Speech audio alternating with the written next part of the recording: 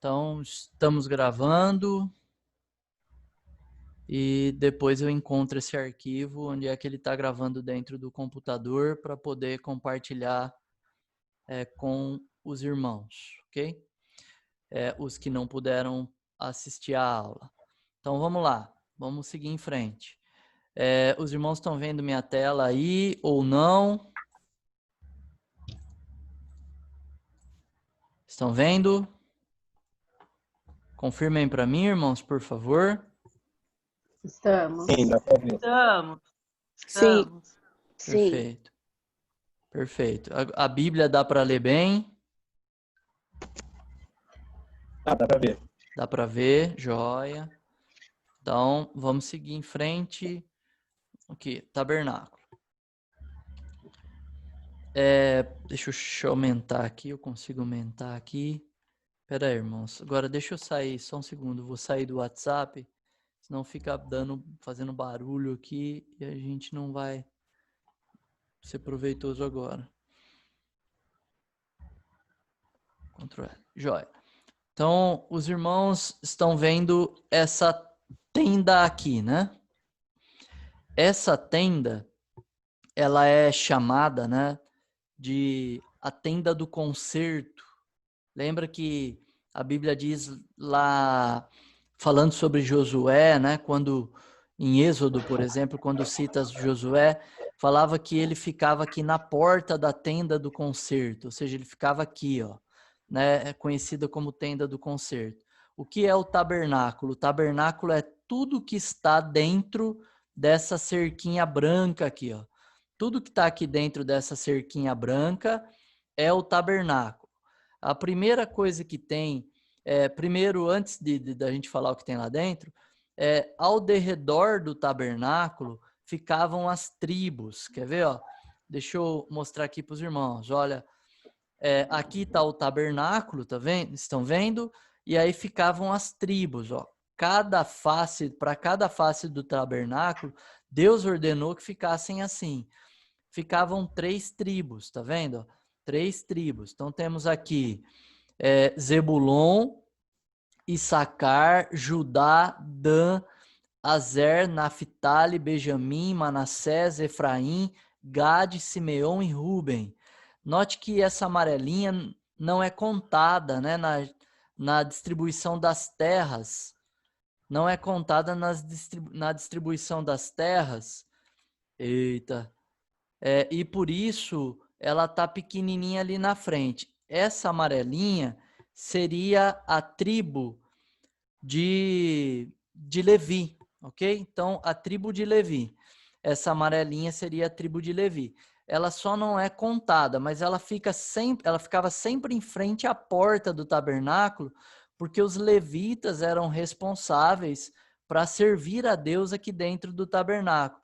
Dos levitas teriam os cantores, e dos levitas também teriam os sacerdotes, e dos levitas também teria o sacerdote, né? O sacerdote. Deixa eu aceitar aqui, as duas irmãs conseguiram entrar, Patrícia e a irmã Ângela. Agora precisa orientar elas lá no grupo, acho que é o André que está orientando lá, né? Nosso tutor de informática. Orienta lá, irmão, para ela poder liberar a questão da internet, para ela poder ouvir. Elas, né? Tá na foto também, eu coloquei como libera. Joia. Então, beleza. A gente tá em 15 agora. Então, aqui ficava no centro o tabernáculo e ao derredor, né, ao redor, as tribos, né? E a tribo de Levi ficava bem na frente do tabernáculo, reforçando aquilo que já falei, sou repetitivo muitas vezes, mas ajuda a memorizar. Essa tribo aqui não era contada. Quando foi separar as terras na entrada, aqui eles estão no deserto, né? Mas quando foi separar as terras, a terra, né? A terra prometida, fracionar a terra entre as tribos, essa tribo, que é a tribo de Levi, onde está citado aqui Moisés e Arão, essa tribo não herdou terra, essa tribo não recebeu nada do Senhor com relação à terra. O Senhor disse que ele seria a herança deles. Dessa forma, o Senhor estava dizendo também de que eles dependeriam do povo. Todo o povo teria que sustentá-los. Como? Com dízimos e ofertas. Então, os dízimos e as ofertas eram arrecadados para sustentar a tribo de Levi, né? A tribo de Levi tinha como cabeça aí Moisés e Arão, né? Os irmãos aí.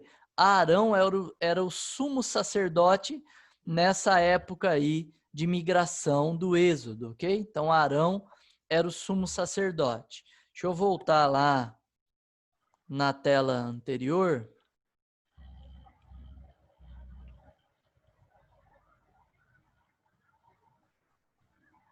Aqui.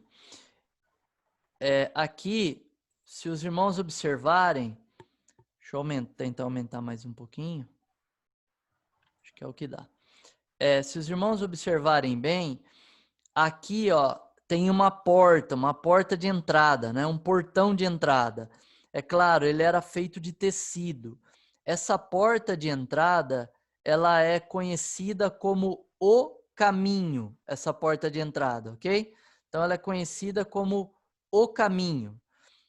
Depois que passasse pelo caminho, as pessoas teriam de frente, né, o altar de sacrifício. É claro que quando a gente diz as pessoas, nós estamos falando dos sacerdotes. Os sacerdotes entravam aqui dentro. O povão, né, todas as outras tribos, né, quem não era descendente de Levi, não podia entrar dentro do tabernáculo, ficava aqui fora. Aqui fora as pessoas entregavam um cordeirinho e aí o cordeirinho era levado lá para dentro para sacrifício por um sacerdote, um descendente da tribo de Levi, ok? Só para os irmãos também se lembrarem com clareza, né, para os irmãos entenderem com clareza, isso aqui é uma réplica em tamanho real do tabernáculo que tem lá em Israel. Que eu tive o privilégio de visitar, conhecer, entrar. Até vão ter fotos aí no documento que eu mandei para os irmãos, que vai dar para ver um professor meu do seminário, minha esposa, né? Essa é uma réplica em tamanho real. É claro que os materiais não foram observados, né, na íntegra, né? Porque senão teria que ser de ouro, muita coisa aqui, cobre, né, ou bronze, muita coisa aqui, e é muito caro, por isso eles não observaram. É uma réplica, mas uma réplica em tamanho real. Quando a gente também diz que é uma réplica em tamanho real, também é aproximado. Por que é aproximado? Porque as medidas na narrativa bíblica de Êxodo é em côvado.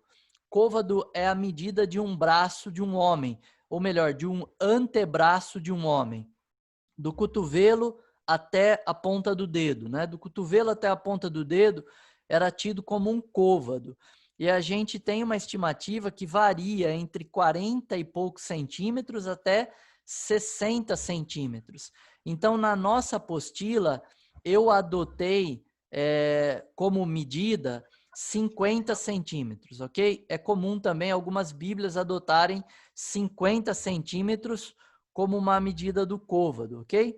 Mas, então, aqui é uma réplica no tamanho real, mas aproximado, ele deve ter considerado um côvado, uma medida, né, específica para o côvado para poder reproduzir tudo isso daqui. Então, voltando, entrando por essa porta, ou esse portão, você passava por essa porta, né, chamada o caminho pelos judeus, você encontraria, sendo um sacerdote, encontraria o altar de sacrifícios, ou também chamado altar de holocausto, ok?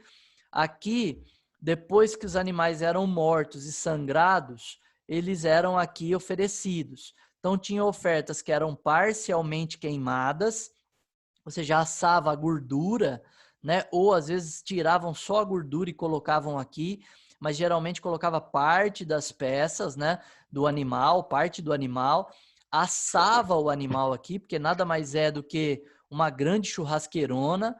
Então assava o animal aqui e os sacerdotes podiam comer desse animal. Porém, se o animal ele fosse uma oferta de holocausto, aí não poderia comer desse animal. Por que não poderia comer desse animal? Porque oferta de holocausto é uma oferta completamente queimada, 100% queimada, ok? Então, esse altar era conhecido como altar de sacrifício ou altar de holocausto. Passando desse altar de holocausto, ampliar de novo. Passando desse altar de holocausto, o sacerdote se deparava com a pia de bronze, ok? Ou bacia de bronze. O formato dela não é definido, então vocês vão ver várias figuras e filmes na internet com formatos diferentes dessa pia aqui, né? Ou bacia de bronze. Eu já vi alguns que fazem um desenho com torneirinha, né? Outros ela aberta. A maior parte entende que ela seria aberta e nós vamos no estudo entender que seria necessário que ela fosse assim, né? Uma pia aberta, uma bacia aberta, porque ela precisava refletir. Tem um dos símbolos da palavra de Deus, né? E ela simboliza a palavra de Deus, ela tem água e ela precisava refletir a imagem do sacerdote. Passando daqui, o sacerdote, né, entraria aqui. Então, aquela porta lá da frente, essa aqui, é chamada o caminho. Agora, essa porta aqui é chamada a verdade. Acho que isso está trazendo na sua mente um texto, né? João 14:6. Eu sou o caminho, a verdade e a vida. Ninguém vem ao Pai senão por mim. Então, ele entrando aqui, né, o sacerdote entrando aqui pela verdade, era uma porta sustentada por 5 colunas. Dá para ver aqui, ó, 2, 4, mais uma no meio, 5. E uma cortina, né? Uma cortina aqui fechando o tabernáculo. Ele entrando aqui, ele entrava em um lugar, uma sala que tinha aqui dentro, tinham 2 cômodos. Nós vamos ter fotos explicando isso melhor. Tinham 2 cômodos aqui.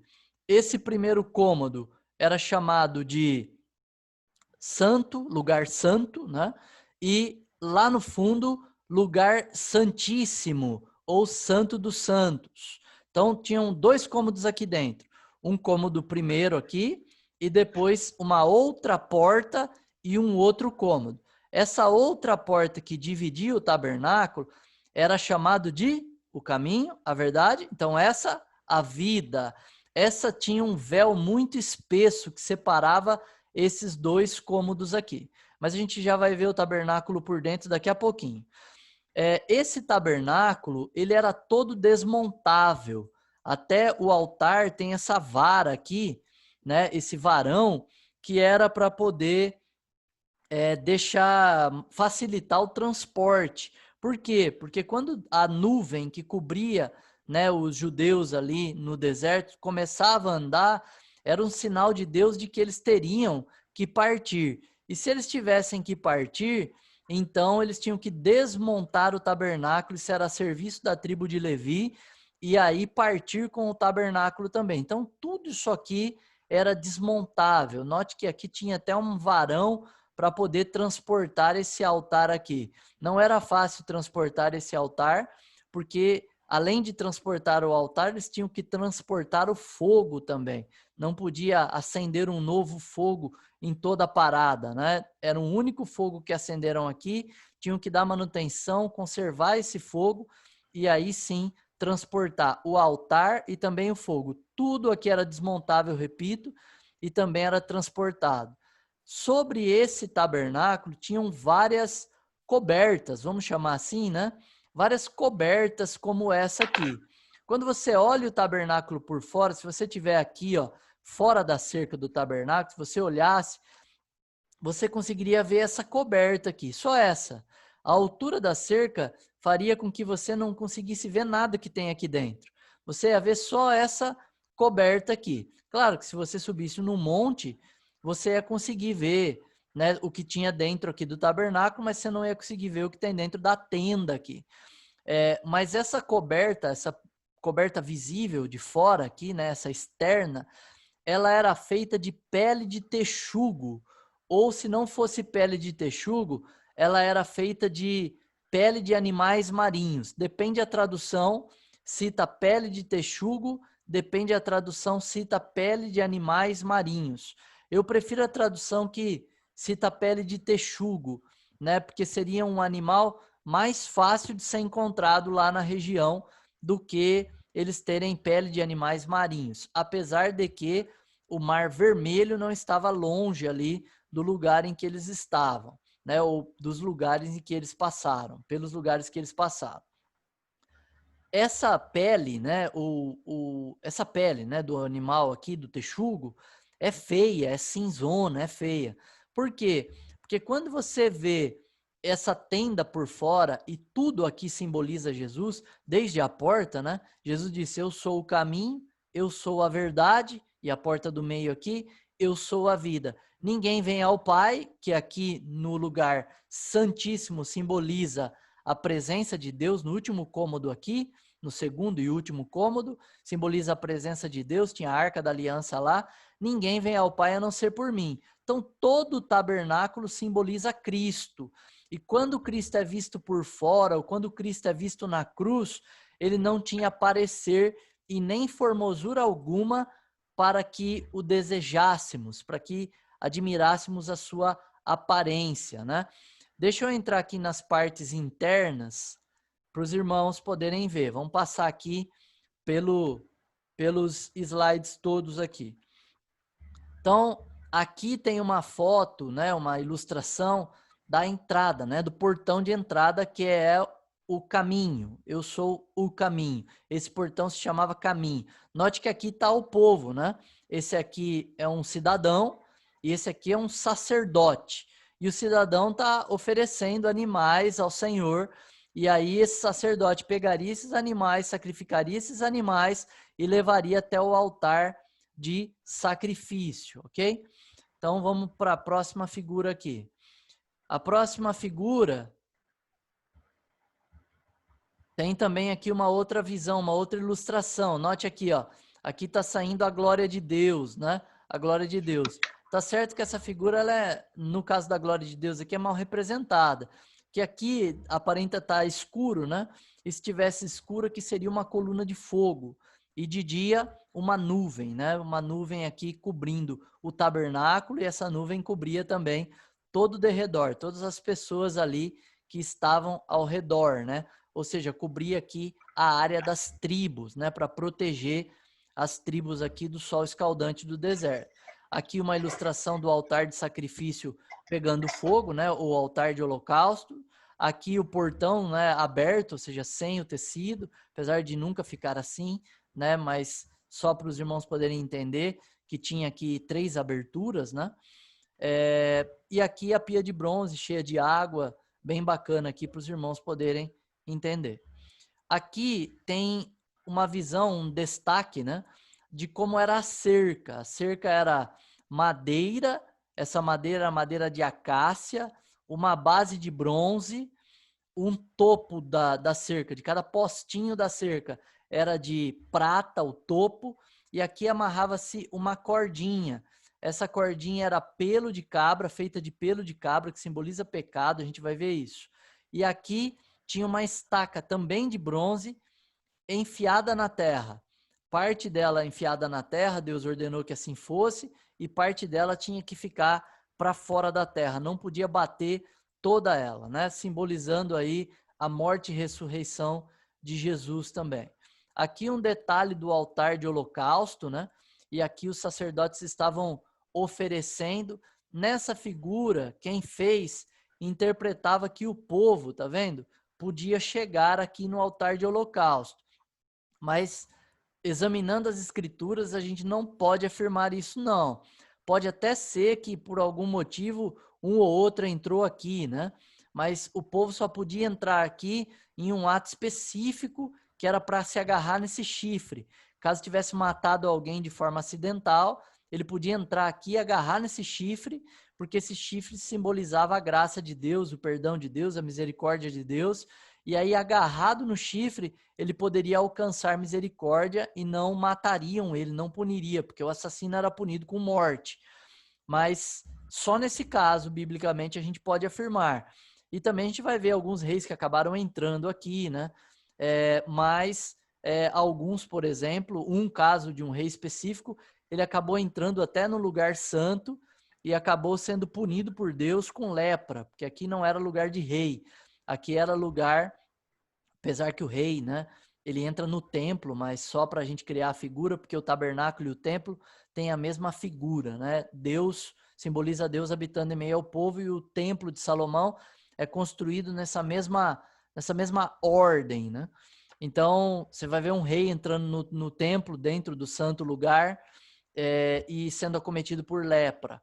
Mas aqui está o sacerdote e aqui está o sumo sacerdote, né? O símbolo aqui do sumo sacerdote, ok? E aqui uma oferta sendo oferecida, um churrascão aqui, né? Um pedação de carne sendo assado. Lembrando que os sacerdotes podiam comer dessa oferta, repito, a não ser que ela fosse holocausto, que daí sempre quando você lê holocausto, é oferta totalmente queimada, não daria mais para comer daquela oferta. Aqui tem uma foto da réplica lá em Israel do altar de holocausto, né? Uma réplica. Então, dá para ter uma noção de tamanho dele, porque foi feito bem próximo, né, das medidas reais narradas na Bíblia. Então, dá para ter uma ideia bem legal de tamanho dele aí. Aqui uma ilustração da pia de bronze, com 2 sacerdotes. O tamanho dela não leva em consideração, irmãos, e nem em formato, porque a Bíblia não determina tamanho e formato. Moisés soube fazer, porque Deus mostrou para ele uma figura celestial, lembre-se disso, né? Um projeto 3D, como a gente ilustrou, lá enquanto ele estava no monte. Aqui uma foto da réplica da pia de bronze, né? Lá em Israel também, repito, desconsidere formato e tamanho, mas dá para ter uma noção bacana aí. Aqui tem uma foto do tabernáculo com as cobertas, vamos chamar assim, recolhidas, né? Para a gente poder entender como era a estrutura do tabernáculo. Essa é minha esposa, Nayara, né? Esse aqui era um professor meu de seminário, Teófilo, e esse aqui era o nosso guia, né? Judeu, que era ateu, tá bom? O pessoal fala, judeu, povo de Deus. Esse judeu era ateu, não acreditava no Velho Testamento, não acreditava em Deus, não acreditava em nada. Então dá para os irmãos terem uma noção aqui de proporção. Teófilo é um homem alto, né? Um homem quase 2 metros de altura, ou 2 metros de altura, né? Acho que beira 2 metros de altura. Dá para ter uma ideia, ele está bem pertinho do tabernáculo, dá para os irmãos terem uma ideia da altura da tenda, né? Largura da porta e também profundidade aqui da estrutura do tabernáculo. É claro que aqui eles fizeram de concreto a base, tá bom? E não era de concreto a base. Depois vou enviar um vídeo lá no grupo para os irmãos poderem assistir, que os irmãos vão ver que essa base aqui não era de concreto como ela era feita. Aqui uma visão bem clara da segunda porta, né? A primeira lá fora, o caminho, essa aqui, a verdade, sustentada por 5 colunas. Vão ter ilustrações que as colunas estão assim, divididas de forma igualitária, e vão ter ilustrações em que as colunas estão 2 num canto, 2 no outro e só uma no meio. Não sabemos também como elas eram de fato arranjadas, né? Lembrando que esse tabernáculo, ele deixa de existir a partir da hora de que o rei Salomão constrói o templo, né? Descontinua o uso do tabernáculo e as peças daqui, algumas delas, o altar de sacrifício é feito um outro e maior, mas algumas delas migram. A Arca da Aliança, por exemplo, migra lá para o templo de Salomão. Aqui é bem legal nessa ilustração que mostra, tá vendo? Todas as coberturas aqui, ó, né? Todas as coberturas estão sendo mostradas aqui para os irmãos poderem ver nessa ilustração. Queridos, estão me acompanhando aí? Sim. Sim. Sim, que bom, que bom. Eu não estou vendo o pessoal na sala, tá todo mundo por aí? Será alguém que eu preciso autorizar? Deixa eu só dar uma olhadinha aqui. Não tem ninguém pendente. Mas pelo jeito entraram 17, tem 2 pessoas que infelizmente não conseguiram entrar. Pois bem, então vamos em frente. Aqui, ó, eu passei por essa porta aqui, ok? Entrei por essa porta, a verdade, e quando entro por essa porta, eu entro nesse cômodo aqui. Quem podia entrar nesse cômodo aqui? Aqui você pode afirmar com toda certeza, porque a Bíblia é muito clara. Somente os sacerdotes né, todos eles, incluindo o sumo, é claro, podiam entrar aqui. Nenhum homem, nenhum rei, ninguém estava autorizado a entrar aqui. Quem que entrou aqui sem autorização, mas mesmo assim não foi punido, foi alcançado pela graça de Deus? Davi. A Bíblia diz que Davi, com muita fome, entrou aqui e comeu os pães que estão nessa mesinha aqui, chamada mesa da proposição. Então, comeu os pães aqui, mas Deus não puniu ele, porque a intenção dele não foi soberba. Ele não entrou aqui dizendo, eu mereço entrar aí, eu posso entrar aí. Não, ele não entrou aqui, ele entrou aqui porque estava com muita fome, né? Naquele período em que ele estava fugindo do rei Saul, né? Ele entra aí e come os pães da proposição, ok? Então, entrando nesse ambiente, o sumo sacerdote ou os sacerdotes entravam aqui nesse ambiente. Quem acabava cuidando mais desse ambiente eram os sacerdotes. Quando eles entravam aqui, tinham que entrar aqui dia a dia para cuidar desse ambiente. Eles tinham que cuidar dessa peça. O que é essa peça? Essa peça é conhecida como menorá, ok? Outros também chamam ela de candelabro, né? Agora, a menorá e o candelabro pode ser e pode não ser a mesma coisa. A gente tem que tomar um pouco de cuidado, tá bom? Por quê? Porque existem menorás, né, que não são iguaizinhas essa peça. O candelabro, né, que é o que a gente cita aí o nome na apostila, né, que é o nome que eu uso aí para ensinar para os irmãos e que é citado na maior parte das versões ou todas, desconheço uma que cite outra, gosta de usar o termo candelabro. Por quê? Porque o candelabro tem exatamente sete queimadores aqui, né? A menorá judaica é o candelabro, mas tem pessoas que chamam castiçais de candelabro ou de menorá. Tá errado. Castiçais pode ter 3 queimadores, 2, 4, 8, 10, 9, 20, né? É diferente. A menorá judaica, que é o candelabro, né? Exatamente, ela tem 7 queimadores. É um símbolo muito importante lá de Israel. É ela, né? Essa peça da mobília aqui desse cômodo, né? Que trazia iluminação para esse lugar. Então aqui tem o candelabro. Essa iluminação os judeus tinham que dar manutenção, manter acesa, né? Colocar azeite aqui, um azeite especial para manter sempre acesa essa iluminação. Esse lugar é chamado de lugar santo.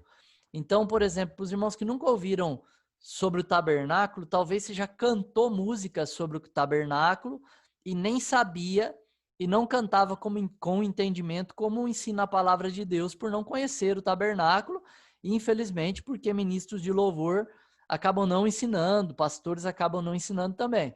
Mas tem aquela música, né? Que falava, né? E no santo dos santos para sempre te adorar, né? E também citava o santo lugar nessa música. Essa música está falando da experiência, né, de alguém, né, de um sacerdote entrando aqui no tabernáculo. Esse lugar é chamado de lugar santo, ok? Esse lugar santo podiam entrar todos os sacerdotes, repito, só que somente os descendentes de Levi, somente os sacerdotes entravam aqui.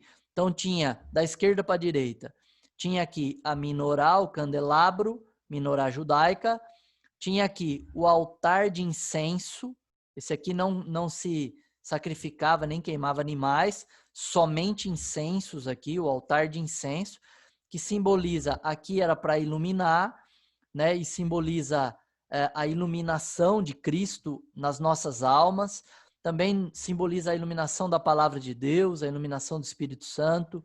Aqui, o altar de incenso, né? O incenso simboliza oração, adoração. A Bíblia até diz isso com clareza, né? Essa figura sobre o incenso sendo oração que chega no Senhor como cheiro suave lá em Apocalipse. Então aqui o altar de incenso e aqui a mesa da proposição ou mesa dos pães asmos. Então também aqui tinha que se dar manutenção, manter o altar de incenso sempre aceso. E a mesa de pães, tinha que se trocar esses pães uma vez por semana, sempre no dia do Shabá, sempre no sábado. No dia de sábado, os sacerdotes tinham aqui, faziam uma escala para cuidar desse lugar, e eles tinham que entrar e trocar os pães asmos toda semana. Então, tinham que cuidar desse ambiente para sempre estar em ordem. Uma vez por ano, o sumo sacerdote, esse dia chamava-se dia de Yom Kippur, era uma festa judaica chamada Dia da Expiação. Yom Kippur é em hebraico, né? Ele entrava nesse lugar, ele oferecia o sacrifício lá na frente e entrava nesse lugar. Ele vinha ungindo, né? Ele vinha com o objetivo de ungir ou aspergir sangue nesse lugar. Ele aspergia ou tocava, né, com o dedo, com sangue, os chifres que tem aqui no altar de incenso, e depois ele passava por esse grande véu. Esse é o véu que também um monte de música canta, né? Além do véu tu estás e maravilhas farás. Daí eu não sei cantar, né? Mas que falava que e quando a gente entrasse, né, pelo santo lugar, ou seja, esse é o santo lugar, a gente entraria por aqui.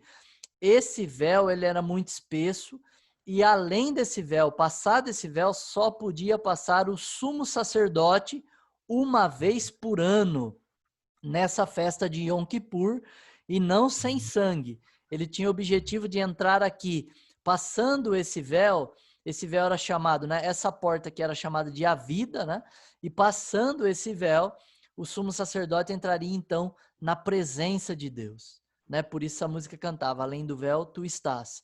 Então, passando esse véu, ele entrava na presença de Deus, na simbologia da presença de Deus. Ô, Marcelo, o Yom Kippur e o Purim é a mesma coisa? Não. Yom Kippur é uma festa da expiação. Purim é outra festa, ok? Depois a gente fala de Tá. Purim, mas só para a gente não misturar tudo. Só memorize Yom Kippur, que é o dia da purificação. Purim não, ok? Deixa Purim de lado. Então, Yom Kippur é o dia da purificação. Então, no dia de Yom Kippur, sumo sacerdote com sangue ungia os 4 chifrinhos aqui, entrava, passava o véu, só ele podia passar, e nesse dia, e dentro desse ambiente aqui, ele encontrava a Arca da Aliança. Esse é o cômodo que ele encontrava dentro daquele ambiente. Então, esse lugar aqui é chamado de lugar santíssimo. Nesse cômodo, o cômodo do fundo, que só podia entrar o sumo sacerdote. Lembrando que o nosso sumo sacerdote é Cristo. Tudo aqui está tipificando Jesus. Ele podia entrar somente uma vez por ano, e ele aspergia sangue na tampa da arca aqui. Essa aqui é a Arca da Aliança. Ele aspergia sangue aqui na tampa.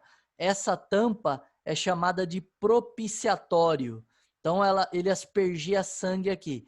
E ao aspergir sangue aqui de um animal inocente que morreu no lugar do pecador, ou seja, o inocente, Cristo, que morreu no lugar do pecador, ele aspergia sangue para se tornar propício primeiro.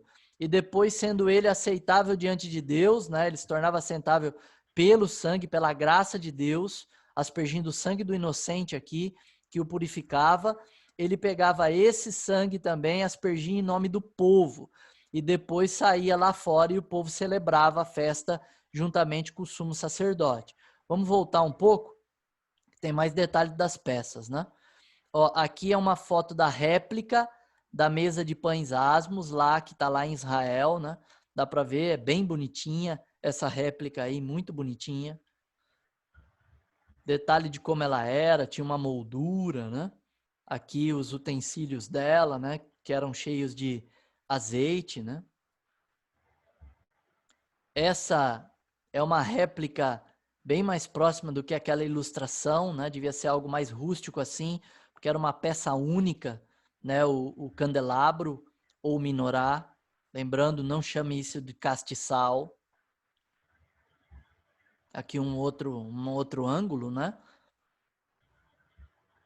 Aqui o altar de incenso, seus utensílios, né? Para o sacerdote dar manutenção no incenso que estava aqui queimando o tempo todo.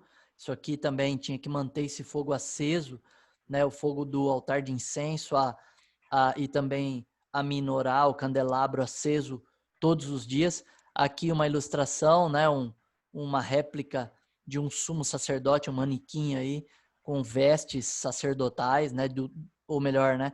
Vestes do sumo sacerdote, que o sacerdote comum só usava uma veste branca.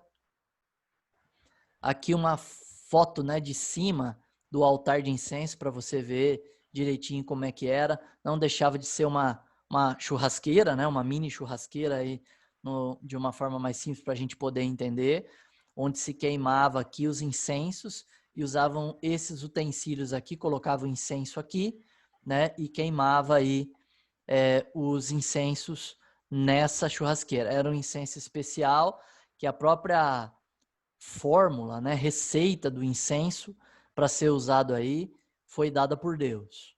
Assim como o azeite, né, que ungiu, né, o óleo de unção que ungiu e consagrou todos esses elementos depois de confeccionados, depois de pronto, também foi feito com base numa receita dada por Deus.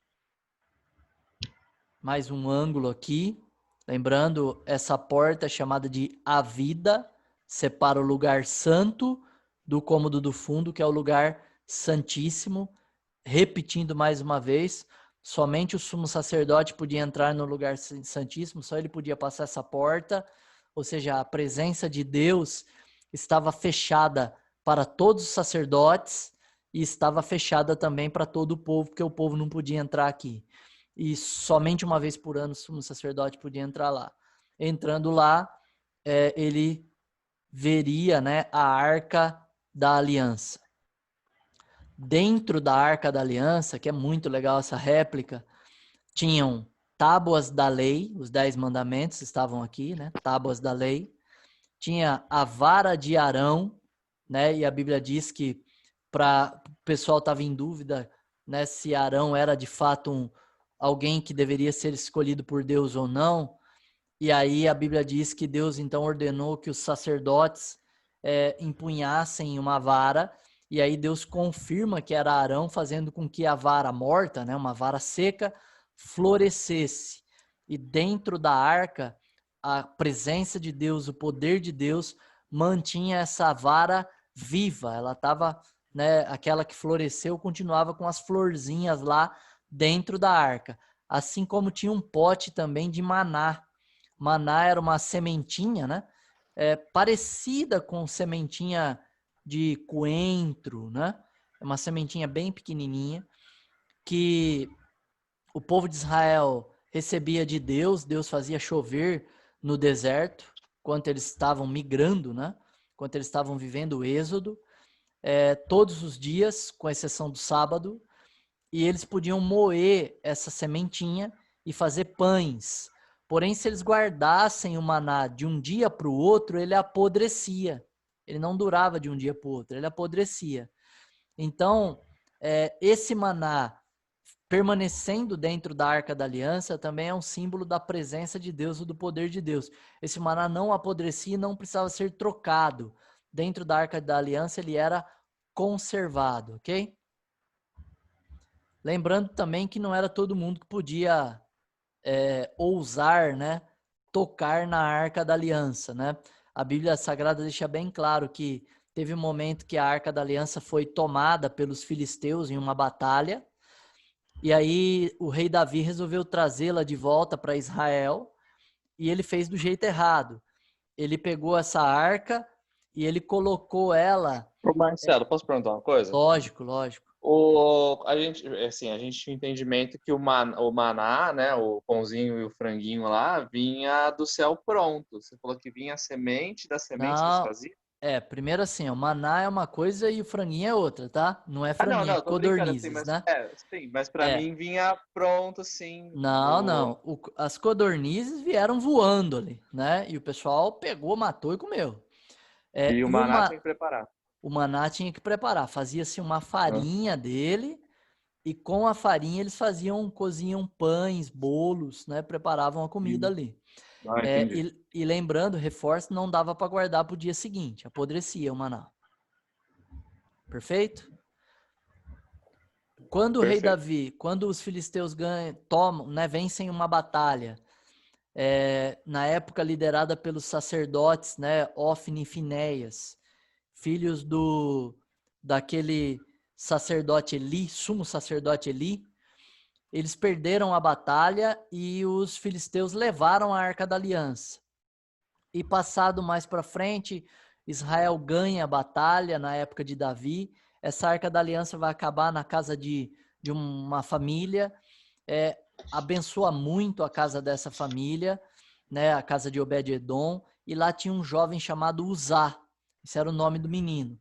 E quando o rei Davi resolveu transportar essa arca, e havia uma ordenança por Deus, como tinha que transportar? Os sacerdotes tinham que segurar nesses varões e transportando ela.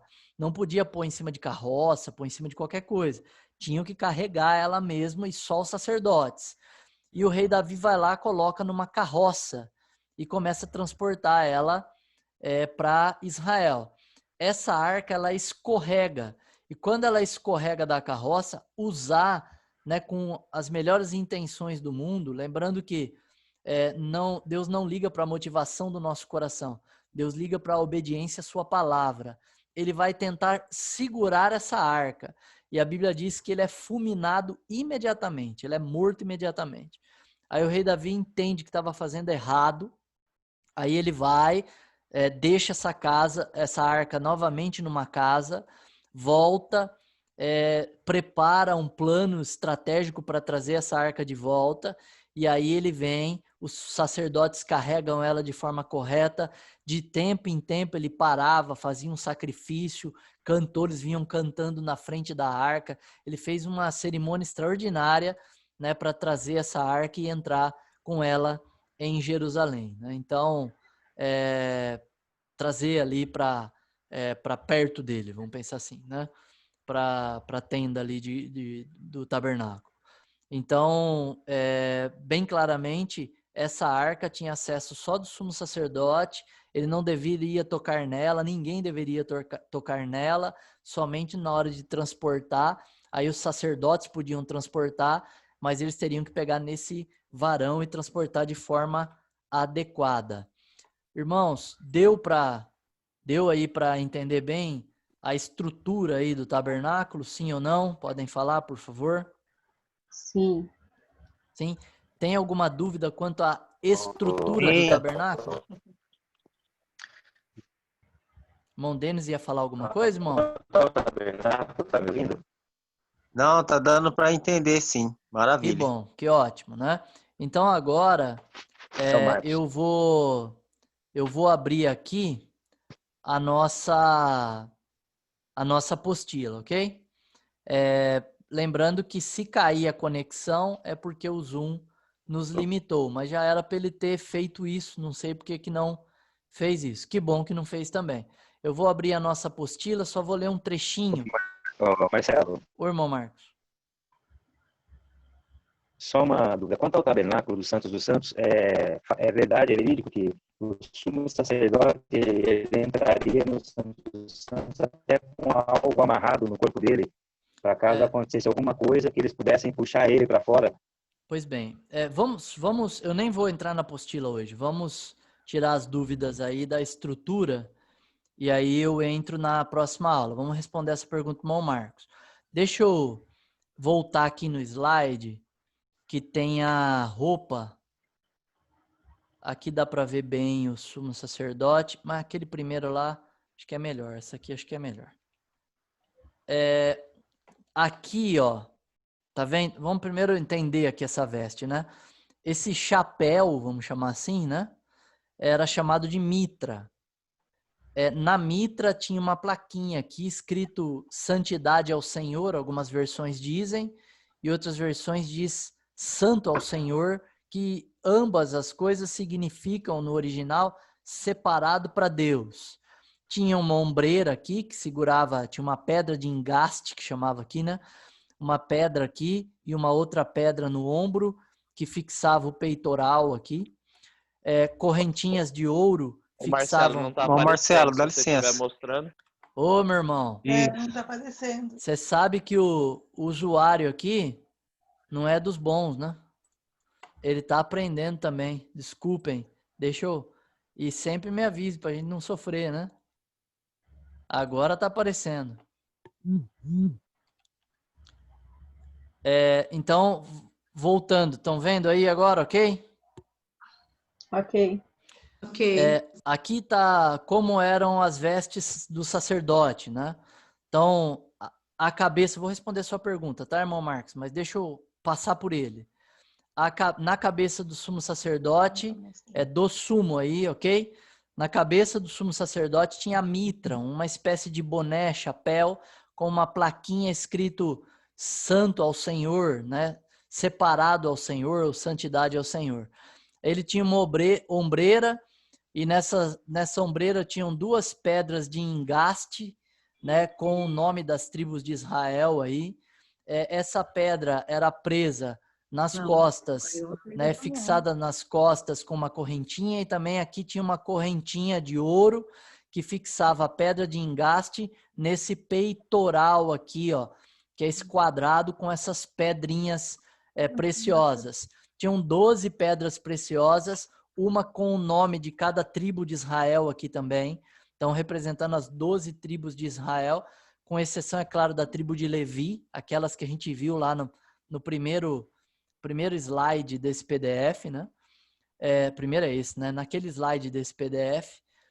Também tinha um cinto que servia para unificar, porque aqui tinham várias camadas nessa veste, né? 3 camadas nessa veste, então o cinto servia para unificar, prender também aqui o peitoral. Esse avental, vamos chamar assim para a gente poder entender na nossa linguagem, né? Era chamado de éfode. Esse avental é chamado de éfode. Esse manto azul aqui era chamado de manto do éfode, ok? Ficava por baixo do éfode. E aqui tinha a túnica. A túnica era como se fosse uma camisola de uma senhora, né? De uma irmã aí, de uma senhora. Uma camisola branca. Então, primeira coisa que ele vestia era essa camisola. Depois o manto do éfode, depois o éfode, que era o avental, depois prendia o peitoral, né? E colocaria a mitra. Então, aqui no rodapé do éfode, tá bom? Do manto do éfode, desse azul, tinham campainhas, né? Em formato de romãs. Campainhas em formato de romãs. Também tem quem interprete que aqui tinham romãs, né? Lógico, não são frutas aqui, né? São feitas, né? Romãs e sinos. Cada um interpreta aí de uma forma diferente, mas dá a entender pela narrativa bíblica que a campainha, ou seja, o sininho, já tinha um formato de uma romã, era redondinho. E aqui servia para que o povo ouvisse ele, né? Era uma das formas também dele se comunicar com o povo. Ao andar, isso aqui fazia barulho e todo mundo sabia onde ele estava indo, por onde ele estava indo. Existe um mito, irmão Marcos, não é bíblico, tá bom? Existe um mito que quando o sumo sacerdote entrava no lugar santo, ele tinha que entrar com uma corda amarrada na perna, né, na canela, e que se alguém ouvisse que essas campainhas pararam de fazer barulho, quer dizer que ele morreu e puxava ele para fora, né? Mas isso é um mito, não é bíblico, não tem também nenhum caso de um sumo sacerdote que morreu no lugar santo, nenhum caso narrado na Bíblia. Deus não fulminou nenhum sumo sacerdote no lugar santo. Então a gente pode interpretar isso como um mito, tá bom? É um mito judaico, mas é um mito. Nós não temos registro bíblico, repito, de nenhum sumo sacerdote que morreu no lugar santo. Perfeito, irmãos? Respondido? Irmão Marcos? Sim, está ouvindo? Sim. Não, porque realmente são vários mitos que você vem ouvindo, né? Aí, por isso que eu faço a pergunta, até mesmo para se alguém ouviu alguma coisa, para a gente tirar essas dúvidas, né? Sim, mas de fato é um mito, tá? Não é real, né? Não, ou melhor, não é bíblico, né? É um mito judaico e não é bíblico. Então, nós não podemos afirmar isso de jeito nenhum ou usar num estudo, né? Teríamos uma chance aí de cometer um pecado de heresia. Exato. Deu para compreender a estrutura do tabernáculo, deu para entender a veste do sumo sacerdote. Lembrando que a gente viu lá em uma das figuras, mas essas figuras estão todas com vocês, a veste do sacerdote, ou seja, a veste sacerdotal, não do sumo. Aí seria só aquela túnica branca, tá bom? Só aquela túnica branca. Eles não usavam o manto do éfode, a mitra. Isso aí eram vestes somente do sumo sacerdote. E havia um único sumo sacerdote sempre em Israel. Se ele morresse, outro da família sacerdotal, né, da família dele, ou seja, descendente de Arão, não só descendente da tribo de Levi, tinha que ser descendente de Arão, irmão de Moisés, era então escolhido ali esse sacerdote, né, esse sumo sacerdote para substituí-lo, ok? Então, sempre um único sumo sacerdote. Infelizmente, no Novo Testamento, a religião judaica estava tão corrompida que eles não obedeciam à lei nem nesse aspecto. Tinham 2 sumos sacerdotes durante esse período aí do Novo Testamento, período de Jesus ali, dos evangelhos, 2 sumos sacerdotes, Anás e Caifás, né? Então, eram 2 sumos sacerdotes ali, né, que... Desculpa, irmãos, Anás e Caifás. Anás e Caifás. Acho que eram esses nomes deles mesmo, agora fugiu da minha mente. Mas depois eu confirmo para os irmãos confirmam. Mas eram 2 sumos sacerdotes ali, parentes, que estavam ali regendo no Novo Testamento. Mas, segundo a lei, deveria ter um único sumo sacerdote. Por quê? Porque um só é o nosso sumo sacerdote, que é Cristo. Na próxima aula, domingo que vem, a gente vai usar o Zoom, né? E a gente vai aí sim seguir a apostila e falar dos materiais, os símbolos, como Cristo é visto em cada detalhe desse tabernáculo. E com isso, nós vamos analisando também peça a peça, mobília a mobília desse tabernáculo aí, como ela era, com que materiais ela era feita, quais eram as medidas, as que tem revelação bíblica sobre medida, o que cada material simboliza. Então é muito legal entender que o tabernáculo é um símbolo de Cristo. Ou seja, Deus falou, façam para mim um tabernáculo, uma tenda, porque eu vou habitar no meio do meu povo. Eu quero habitar no meio do meu povo. Lembre-se que Deus sempre teve o desejo de estar no meio do povo, desde o Jardim do Éden. Deus visitava lá o jardim, né? Toda viração de dia, Deus visitava o jardim. Então, desde o Jardim do Éden, Deus quis estar no meio do povo. E Deus pede o tabernáculo para estar no meio do povo, e também Deus faz isso com o templo, só que tudo isso eram figuras. Jesus veio de fato para tabernacular, para habitar entre nós. Amém, queridos? Posso encerrar a aula, então? Já são 11h12. Eu vou encerrar e na que vem a gente entra na apostila e manda bala. Vamos orar para a gente encerrar? Amém. Amém. Amém? Então vamos Amém. orar. Foi tudo bem, né? Foi difícil de chegar aqui, né? Mas depois que a gente chegou, aqui é uma ferramenta mais eficiente, né? Já deu para ver, né? Foi tudo bem aí, todo mundo conseguiu acompanhar bem ou teve alguém que teve dificuldades? Foi tudo bem. Ah, que bom. Então tá jóia. Então eu vou orar, queridos.